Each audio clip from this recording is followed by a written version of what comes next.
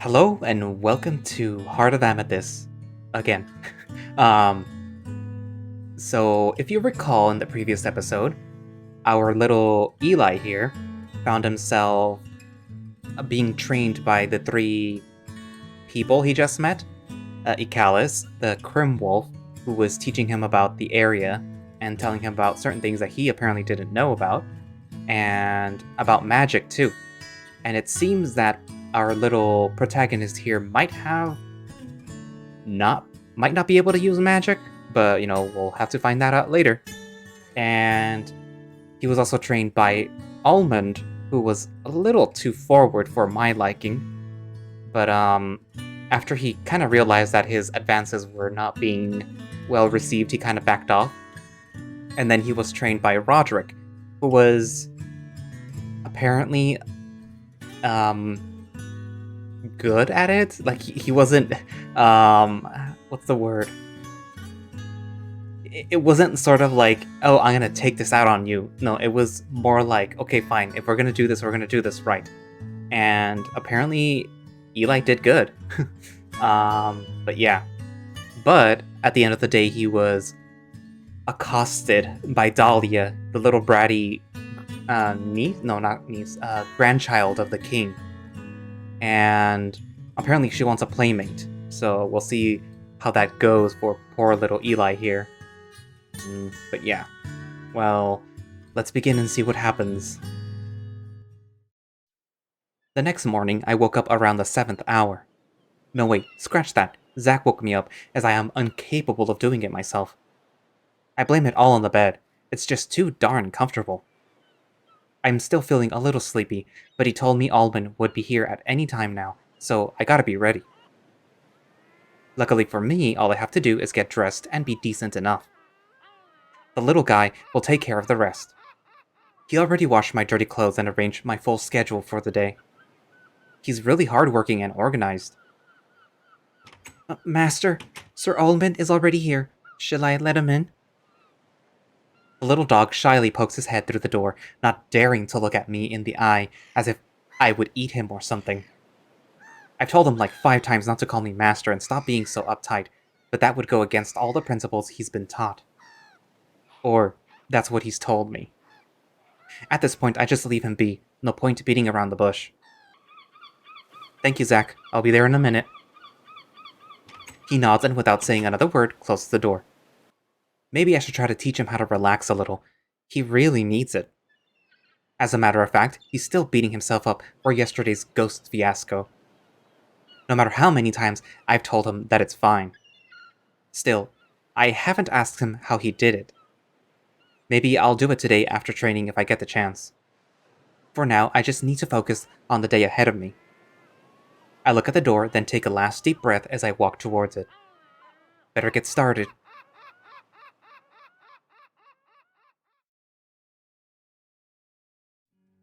The morning is as clear as it can be, not a single cloud in the sky, and the sun is still burning bright. The summer breeze feels nice on my fur, and the salty scent of water assaults my senses.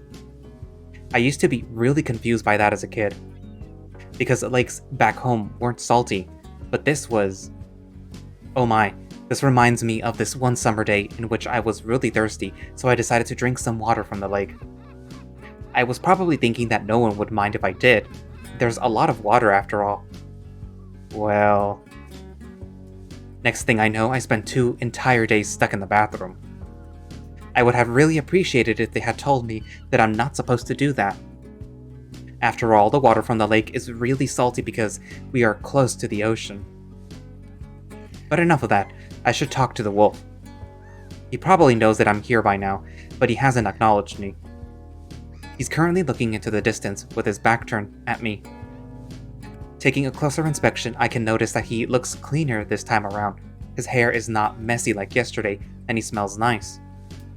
Probably took a bath. With that initial observation out of the way, I decide to approach him.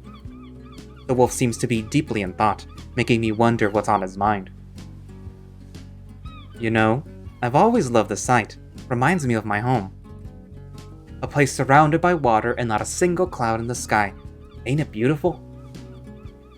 He says that without any sort of context, so all I can do is nod and stand beside him. Almond offers me a warm smile as he turns around to face me.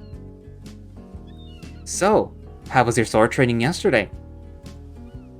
It was fine. I mean, I got hit a few times, but I managed.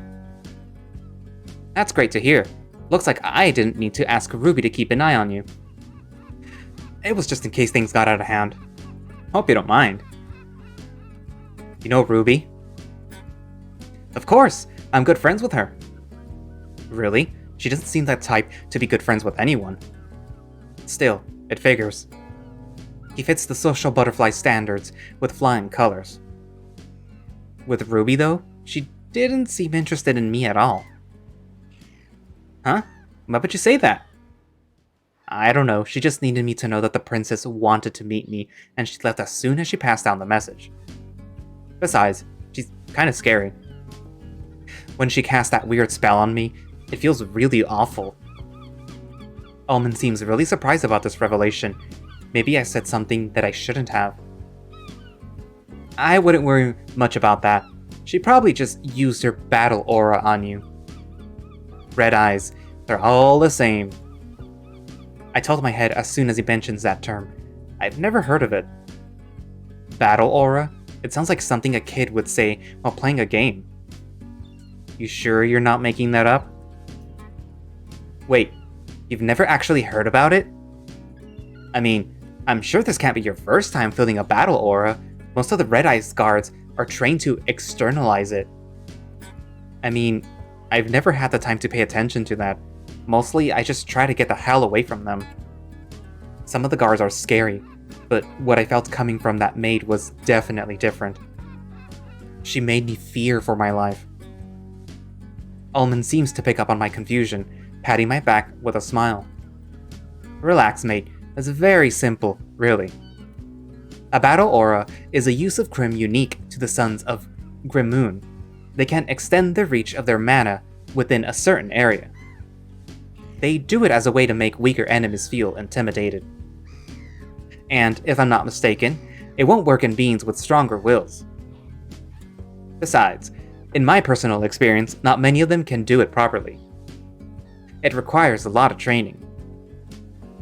I chuckle a little as he finishes his explanation. The brown wolf just sounded a lot like Ikalis, and that puts a smile on my face. Did I say something funny? I deny with my head, and Almond just shrugs, then continues talking. Anyway, that's pretty much all I can tell you, mate. To be honest, I don't know much about her. One day she just showed up beside the king. This is quite interesting indeed. I feel like my eyes have been opened to a whole different world. There are so many things that I don't know, and Crim can be used in a lot of different ways. Can't help but wonder what other things are possible. Can Rodrick do it? I doubt it. That asshole can barely lift a sword. Are you sure we're talking about the same guy? Because he looked very competent to me yesterday. Aw, mate, you're too nice. But you don't have to pretend with me. I'm sure he just uses class as an excuse to hate you. That dumbass. No, you're wrong. I like this class because he actually taught me something. I don't know what came over me, but hearing Almond talk shit about the Black Wolf annoyed me. I guess I just don't like when others talk behind my back. I mean, I don't know the background of the bad blood between them, but all I know is that I don't want to be a part of it. Besides, this is the perfect opportunity to make him acknowledge yesterday's events. I really need to let him know how upsetting his behavior was. Maybe we can work something out if we talk about it. Or maybe we won't, but either way, I'm not letting this go. Yes, about that. I'm really sorry, mate. I'm actually kind of shocked to hear him say that. I figured he would just brush it off like he did yesterday. But he's actually acknowledging his mistake. I guess I was just testing the waters with you. I mean, it's not often that we get to see new faces around here. Still, I know it's not an excuse, mate. Guess all I can do is promise not to do it again, eh? I'm really sorry, mate, for real. I didn't mean to upset you like that. His ears go down as he says that, and those puppy eyes. Goddesses, this guy is something else. I'm not sure if he does it on purpose or not. All I know is that it's working. Either way, can we start over? I decide to give his words some thought, trying to figure out if he was being honest or not. I mean, I have no real reason to forgive him, but at the same time, I don't really have a reason to do otherwise. Is it really wise to stay angry at the only guy who has been treating me nicely from the start? And don't get me wrong. What he did was clearly inappropriate, and he crossed a line that is not supposed to be crossed. At least, not so fast, and not with someone you barely know. But he seems sincere with this, and I don't want to get on his bad side by being an ass. As long as you keep that promise. Really? He excitedly jumps in place and smiles warmly, clearly excited about my answer. His tail is wagging like crazy, and he looks like a little kid who's just been given a candy. But as soon as he sees me looking at him, he changes his behavior again and goes back to his chill and easygoing personality, trying to act as if he didn't nearly trip and fall. Still, his tail keeps wagging. I will, don't worry mate, I'm a man of my word. You're not going to be disappointed. Unless you change your mind, that is. I roll my eyes and say nothing else. No use in keeping that conversation alive. This is better. It's weird seeing him all serious. I'm glad we sorted that out. We remain in silence for a short while, the both of us unsure about what to say next. Anyway, wanna go practice? This time I'll properly teach you some of the good stuff. He's the first one to talk and I smile back at him, nodding. He takes that as his cue to turn around and begin walking down the stairs. I soon follow, but not without sparing a last glance towards Zach's door. I hope the little guy is doing fine.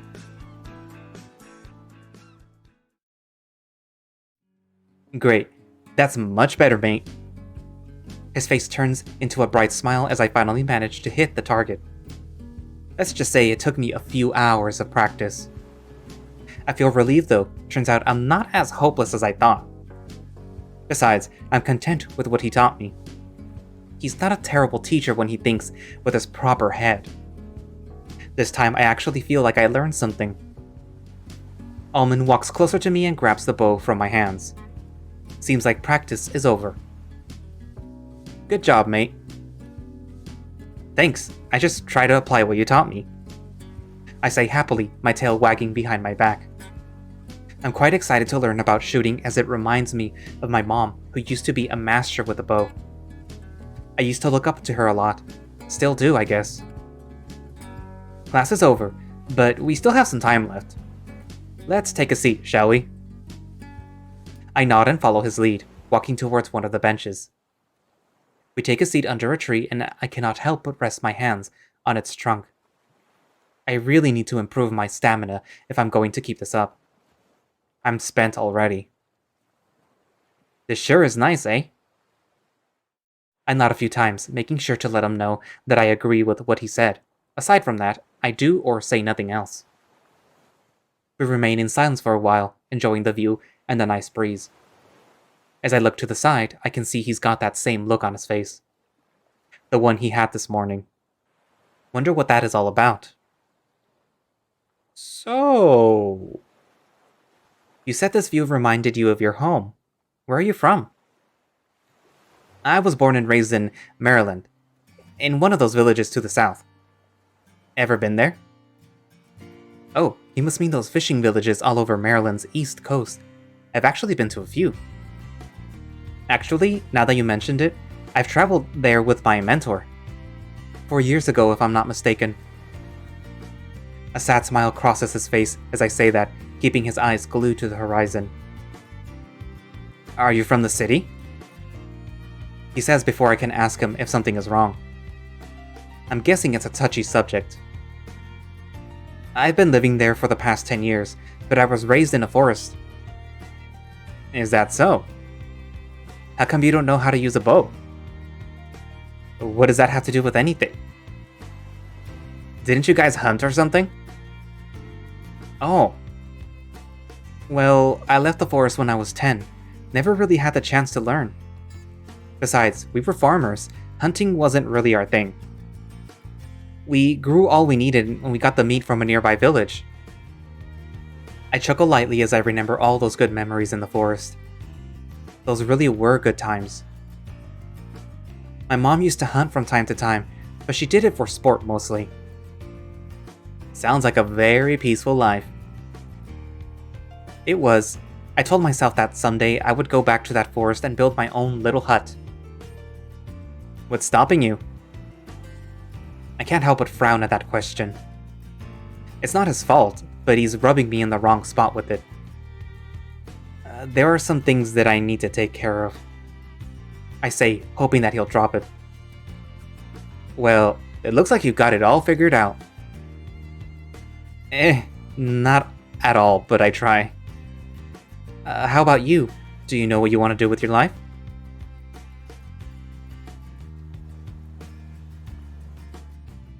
Oh wow, what an awkward silence. Is he... I don't think I have an answer for that, mate. You got me beaten. Huh, this is weird. For once, I feel like he's being fully honest with me. I can't be sure 100%, but this is the only time that I've seen him smile so sincerely. Your idea of having your own hut doesn't sound so bad, though. Mind if I tag along? Immediately, my cheeks grow red as I can't stop my mind from wandering the many implications of that phrase. I try to come up with something else to say, but I find it hard to do so. Maybe I should ask something about him.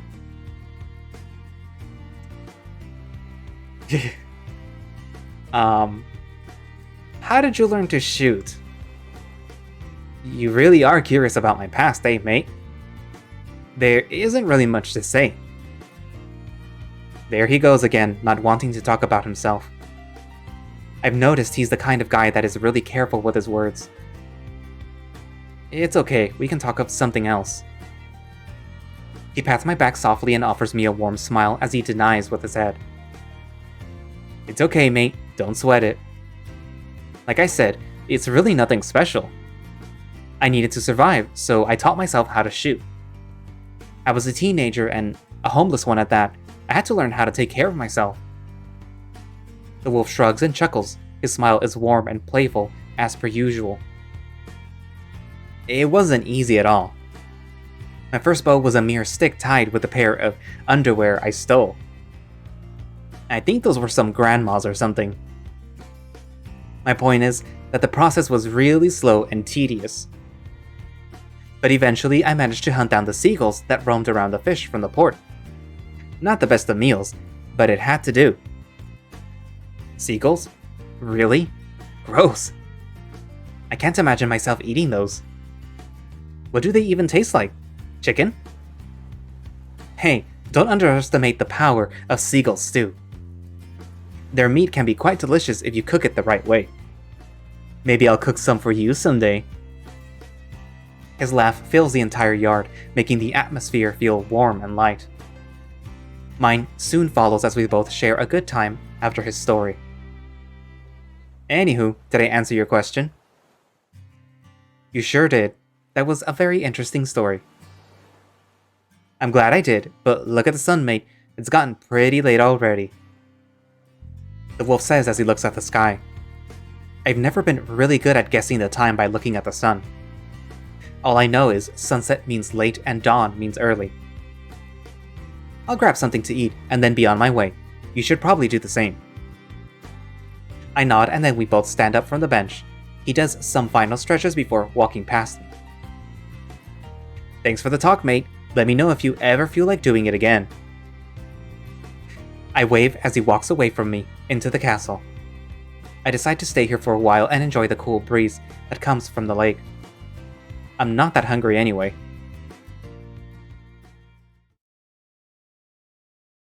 There are things that you can get used to with time, like a new bed or a new schedule. But walking up these stairs doesn't get any easier. Would I be an ass if I asked for another room? Would they even give me one? I might have to take my chances. Have you been doing the exercises that I recommended? I can see Ikalis and Zack standing in the middle of the hallway. And judging by their expressions, they seem to be talking about something serious. So I try not to disturb them by hiding behind a wall. And no, I'm not eavesdropping. This is a mere coincidence. No, sir. I'm really sorry. I've been trying that meditation that you suggested, but... It'll work, Zack. Just give it another shot. And this time, do it as I say. Or is it that you want your master killed? Wait, his master? But isn't that me? Wait, hold up. There's no way that little Zack is plotting against me, right?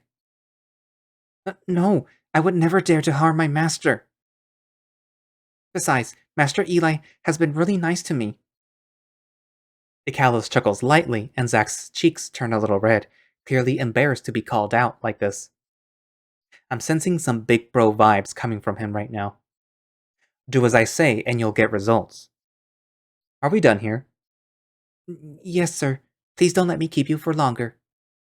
Have a good day. He says shyly and then walks away towards his room, vanishing behind his door a few seconds later. Soon enough, all that there is left to hear are the chirping sounds of the morning birds and the wind. I remain there, hidden behind the wall, as I don't want to look suspicious.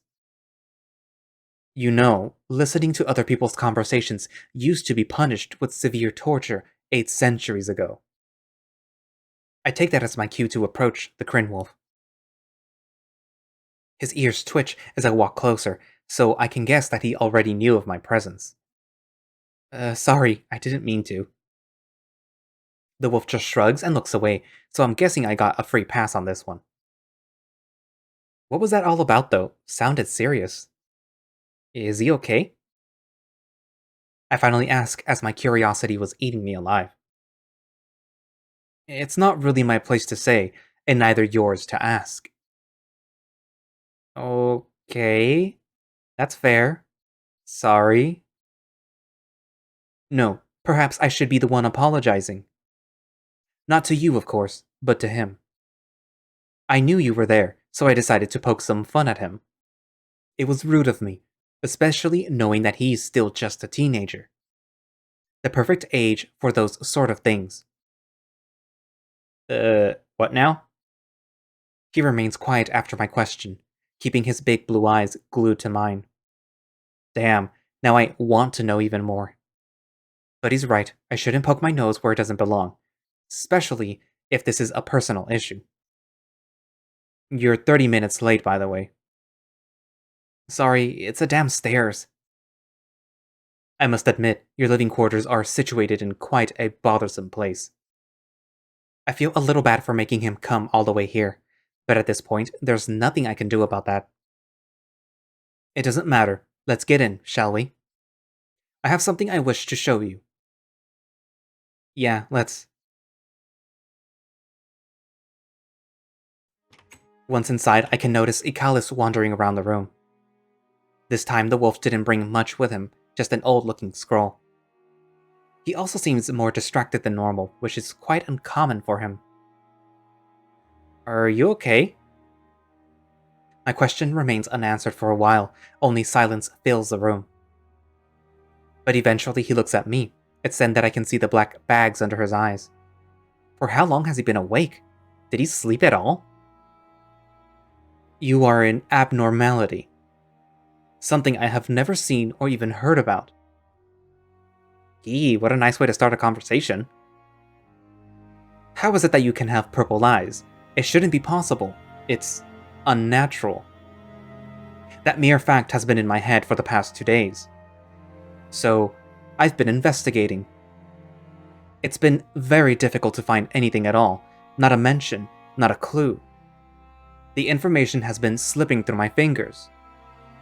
He seems really upset about this, as if he's been obsessing all night. I wonder what's driving him. That was until I found this. He flashes me a cheeky grin as he lifts up the scroll he brought with him. The wolf seems really proud of his finding. I gulp as I grasp the scroll from his hands and take a good look at it. This one seems rather old, ancient, I would dare say. I hope I won't break it. What is this? A list? I unfold the scroll and check its contents.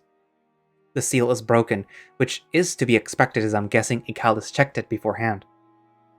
In the scroll are written countless names and a few notes alongside them. Stuff like tall wild dog woman with brunette hair and silver blue eyes, or short red fox man with a scar on his left eye. The list is long and there are countless names, but aside from that, there's nothing interesting about it. What does this have to do with me? Ikalis probably picked up my confusion, because he sighs deeply and then points out a specific spot on the paper. This is a list of guests for a funeral. King Andrias' funeral, to be more precise. It was made by Grandmaster Marlis, the second Grandmaster of the library. One of my ancestors. I can confirm that by checking the seal. It is hers. I'm feeling really confused. Is this another history lesson? But what? Check the code number. 1510. I do as he says, moving down on the list until I reach that specific number. Name of the guest, unknown. Title, unknown. Observation, the guest seems to be an elderly fox who hunches and has a beard. He also seems to have some purple stripes on his ears and right arm. No facial recognition. This is odd. All the other attendants are well described and accounted for, yet this is the only one missing its name. Marlis used to be well known for her stubbornness, so I'm willing to bet someone told her not to note this guest. She decided to leave a note to herself either way, as she prided herself about doing her job perfectly. At first, I was about to discard it as a silly discovery, but then I remembered a certain fox who bears marks as the one described here. Marks just like mine? The wolf nodded as he scanned my body from top to bottom, paying close attention to the marks on my right side. He's a little bit too close for comfort. His soft hands go from the top of my shoulder to my elbow, remaining still on my bicep for a few seconds. The wolf is looking at me as if I were a unique artifact that he wishes to unravel. Allow me to ask you, did any member of your family have these? Maybe your father? My mom, actually. I see. So, my theory stands. This is a trait passed down within your family. Makes sense. My sister also had these same marks. Oh, and I didn't have all of these when I was born. Some appeared with time as I grew up. Does that help? Not really. What? Why? It's just that the fur pattern is something passed from parents to their kids. The ones from previous generations aren't the same as the next. Then the marks are part of my bloodline, right? He denies this with his head. His face shows a look of confusion and anger. The wolf seems like the kind of guy that doesn't like unexplainable things. Ah, of course.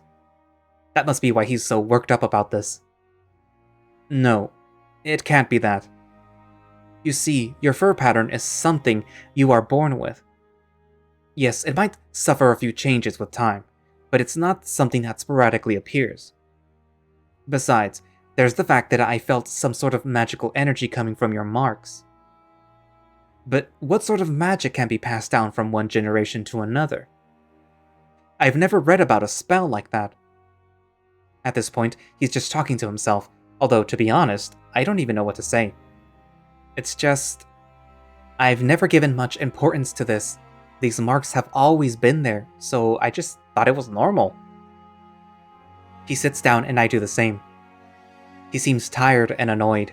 The poor guy clearly hasn't slept. Still, I think that he looks like the kind of guy that has everything under control. So it's better if I give him some time as he calms down. And some time passes indeed, yet he still remains in that same position. I can't help but wonder if I should do something. No, wait. Was that a... Is this guy for real? Did he really fall asleep right there? Indeed he did. He fell asleep right on the spot. The wolf has his right hand on his cheek, his fingers covering his eyes, and a very soft breathing. Oh yeah, I need no further proof that he's sleeping. But what should I do about it? Should I wake him up or let him rest? Let him rest.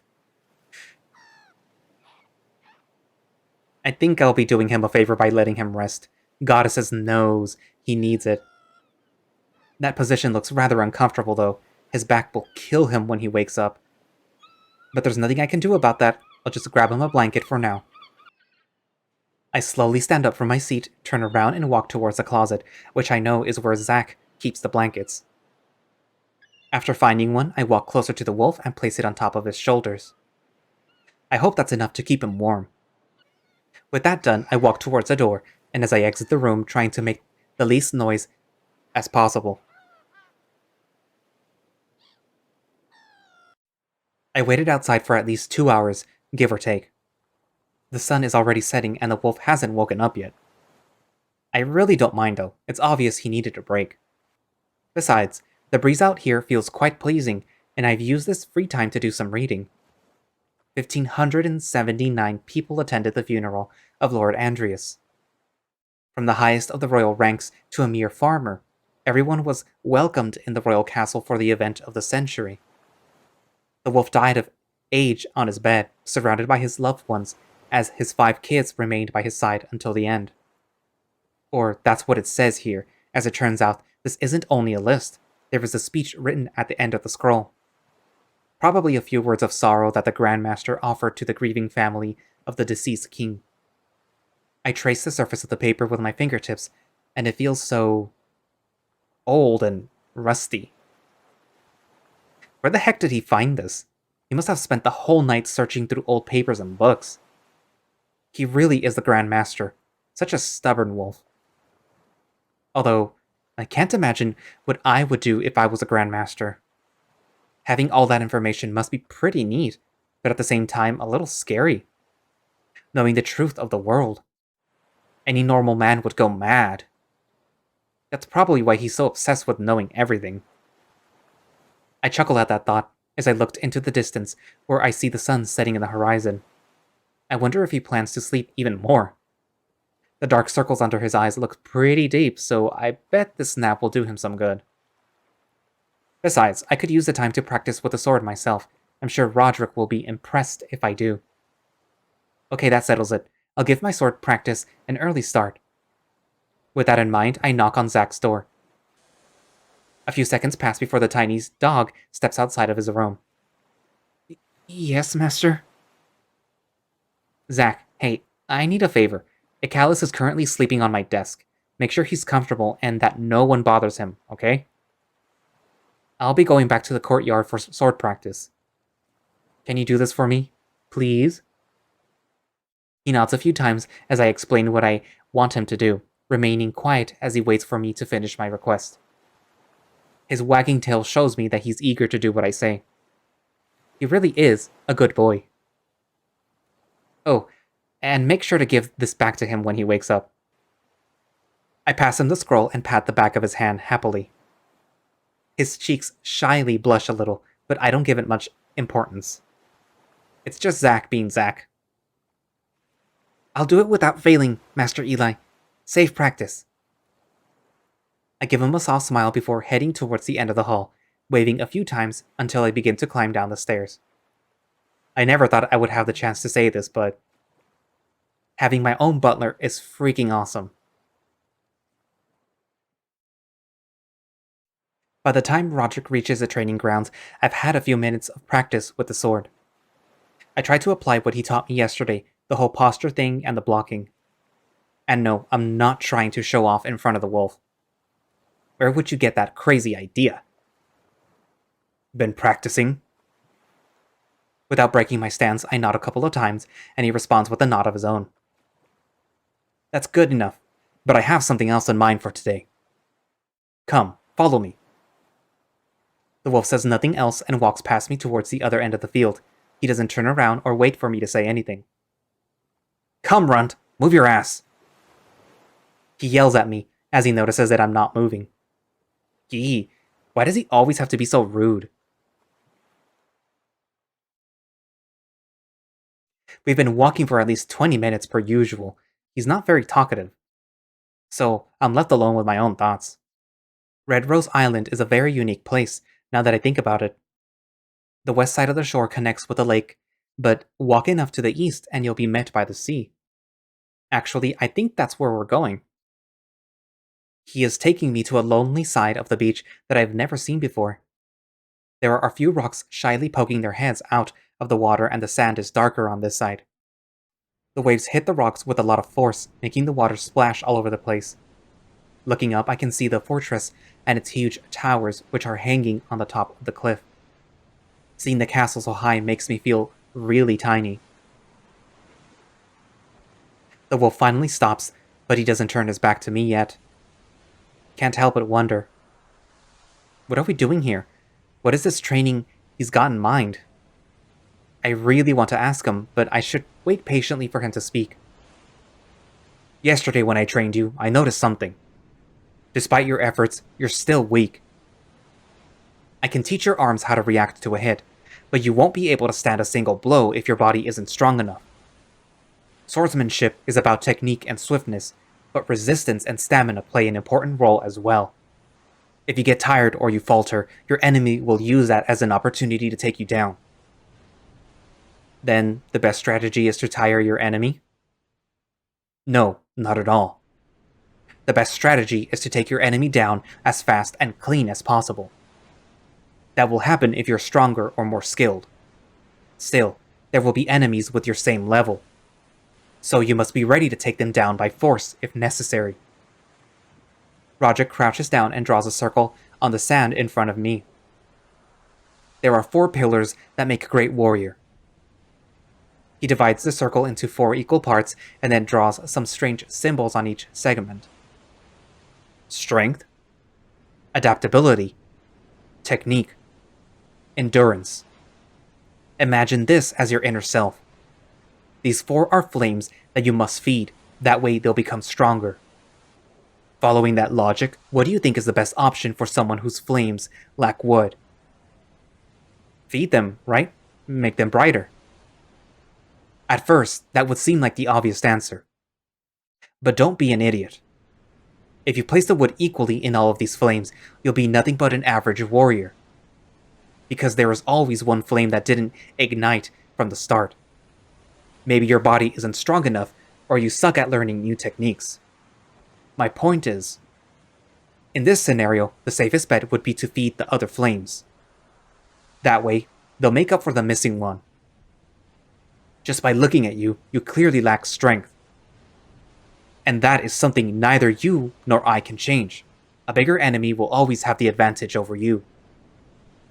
This whole thing is such a Rodrick thing to do. Even as he tries to be a good teacher, he can't help but insult me somehow. At this point, I just find it funny. Yesterday, I trained you as if we were equals. But today, I've noticed that I need to train you differently. If I want you to improve, of course. He didn't have to say it like that, but he's got a point. I'm smaller than most males, and I've never actually tried to build a muscle. My physique comes from the many travels that Mr. Biscotti and I did, back in the day. Now that I mention it, I have some decent stamina thanks to those. There were days in which we had to walk for hours and hours without a rest. Either way, I've come up with some ideas for your training. So, you're not completely doomed. I nod to that, feeling a little inspired by his pep talk. He may be an asshole at sometimes, but he's making me feel hopeful. Maybe I'm not as weak as I thought. So, what are we doing here? I'm sure you can guess, Runt. He points towards the sea. For a split second, I swear that I saw an evil grin show on his face. Either way, I turn around and take a look. The waves are huge, and they are crashing against the rocks with a lot of force. There's no way he wants me to. I'll freaking die. Will we be having a picnic? Right? He doesn't seem to find my joke amusing at all, because the wolf just raised his eyebrow and grunts.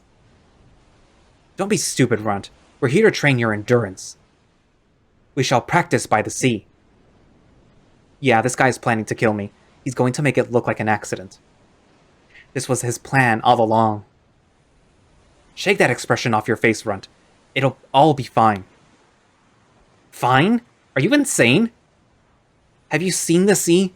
It'll crush me. That's the point, Runt! The wolf yells loudly as he crosses his arms. He seems really pissed by my reaction. But can you blame me? Of course it'll knock you down, but I'll be there, so you'll be fine, Runt. Still, it's your decision. If you want to be a coward and leave, then fine by me. I have more important things to attend to anyway. He gives me a severe look as I turn around to check the ocean one last time. I could easily die if things go south. Even if he says he'll be there, but what if something happens? What should I do? Let's give it a try. Okay, let's think this properly. So far, Rodrick's methods have been unorthodox, to say the least. Last time, he hit me really hard with a stick. Multiple times, mind you. But oddly enough, I feel like he really does it with purpose. I mean, yesterday was my first day ever grabbing a sword, and I didn't do half bad. So maybe... and just maybe, I should trust him with this as well. And don't get me wrong, I'm scared as hell, and I have no real reason to trust him. Call it a hunch. Gulping, I nod a few times as I let him know that I'm willing to do it. And to that, he just nods back. Good. Looks like you grew some balls. The wolf takes off his shirt and his boots. He then hangs them on a tree branch, making sure to leave them out of the sand's reach. I do the same, but to be honest, I don't care that much about the sand, so I just leave them by the beach. Runt, I told you to shake off that expression. Everything will be fine. Now, come with me. He turns around, giving me a nice view of his broad back. Maybe agreeing to this wasn't such a bad idea after all. No, Eli, stop. This is just the heat talking.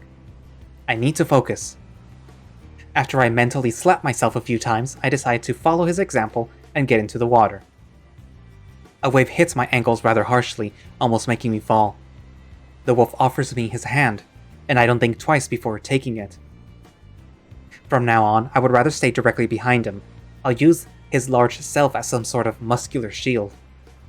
Anyway, we eventually stop a few feet away from the shore.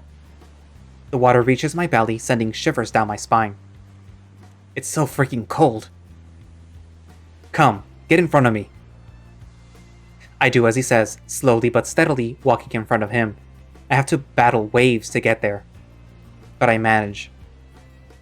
Once I'm finally located, Rodrick lets go of me and remains behind me. His body is mere inches away from mine. He wasn't kidding when he said that he would have my back. I'll admit that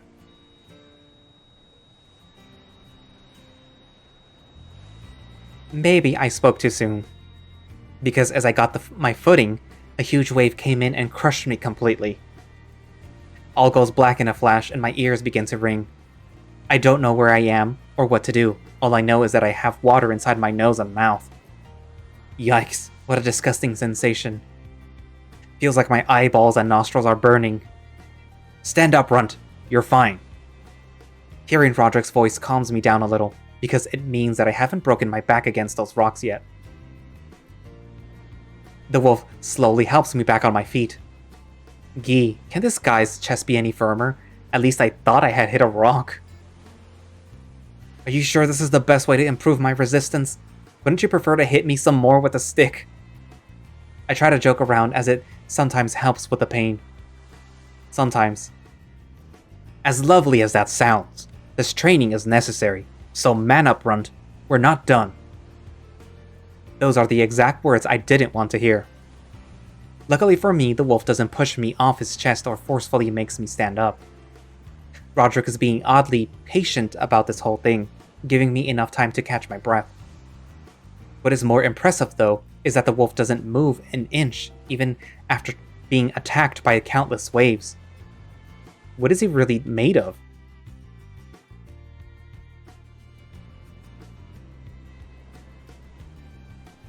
The rest of the afternoon went on like this. Me getting hit, landing on his chest, and then getting back up. At least now I can say I spent hours in another guy's arms. even if those were Rodrick's. To be honest, it wasn't as bad as I thought. Same can be said about the wolf. For now, I'll just enjoy the rest of his training. I can't wait for the next one.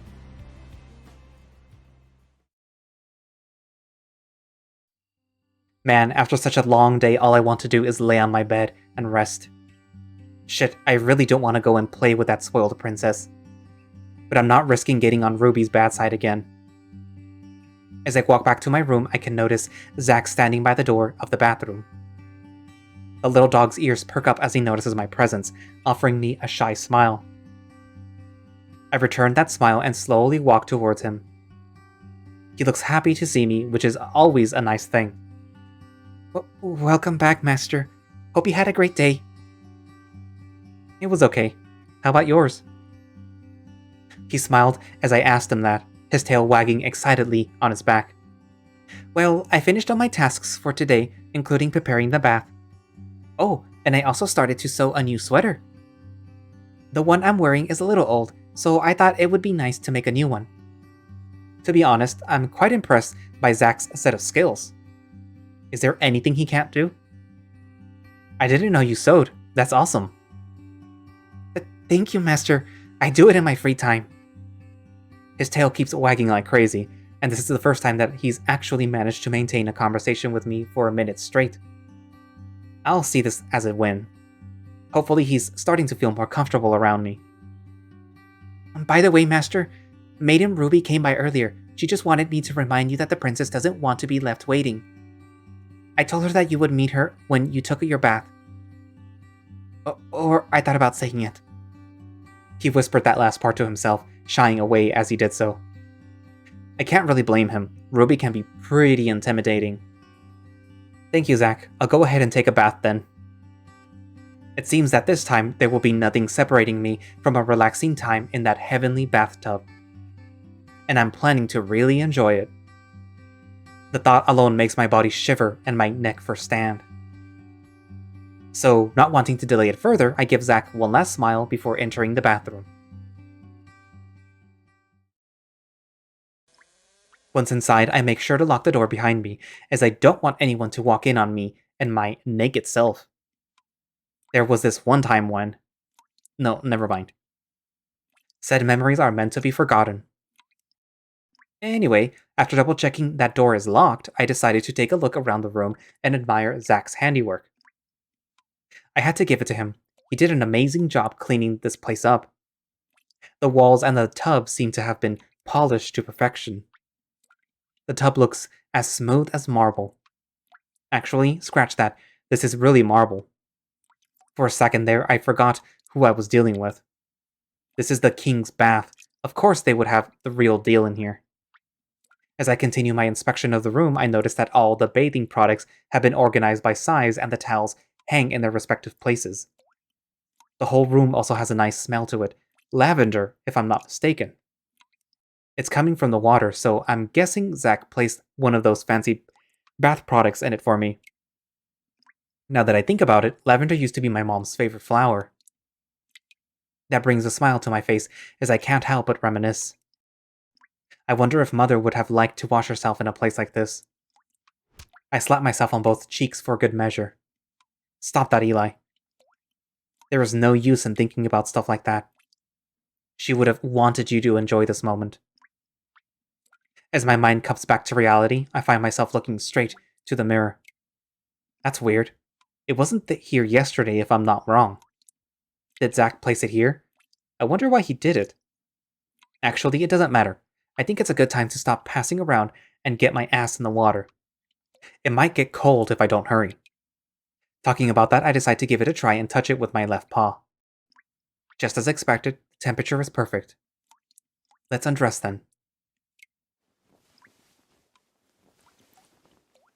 I take my shirt off, then my pants, and lastly my underwear.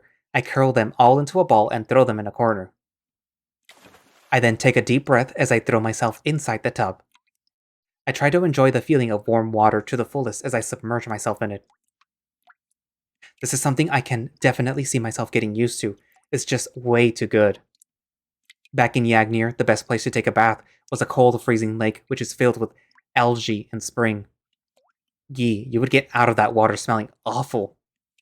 And yet Mr. Biscotti used to make me do it all the time. He said it was good to build character.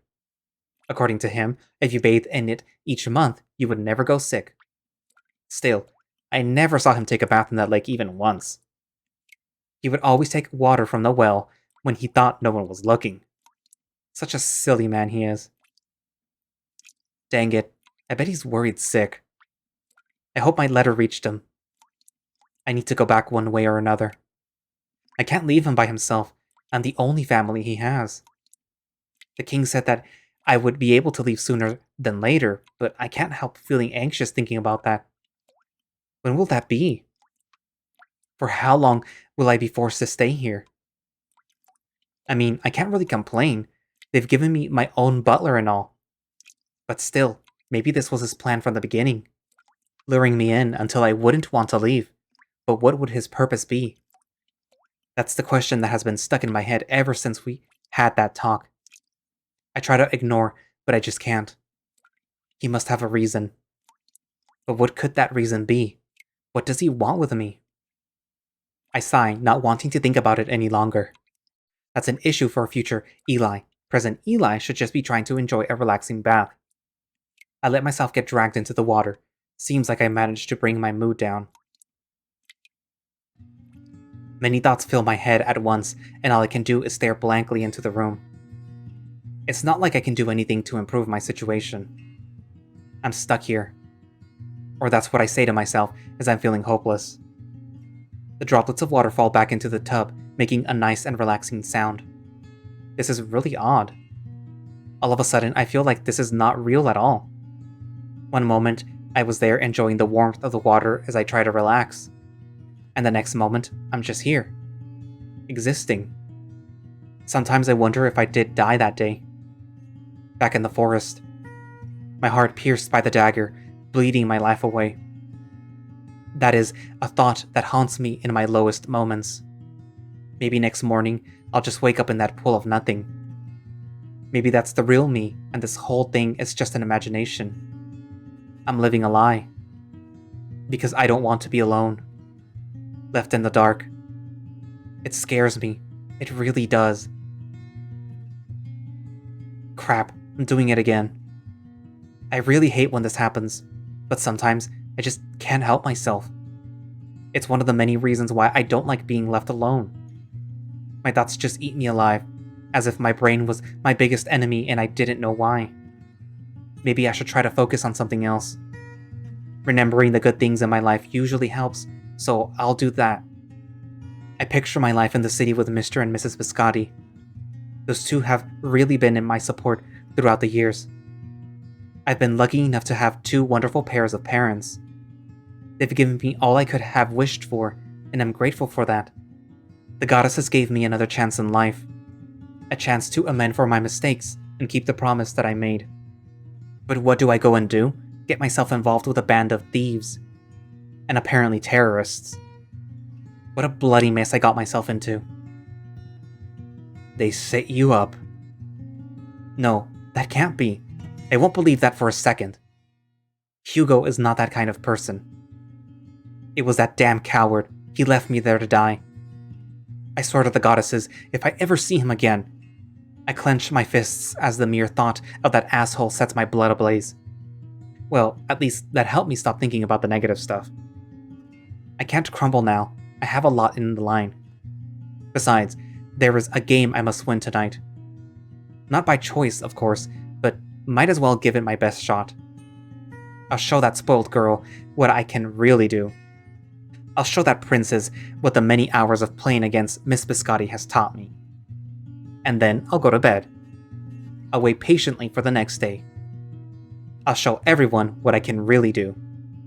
The king, Almond, Rodrick, Ikalis, even Ruby. I'll show them. But for now, I'll just enjoy the bath. Tomorrow shall be another day.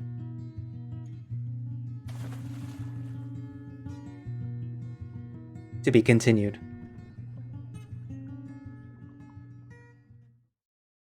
Hiya everyone, how have you all been? I hope you're doing alright.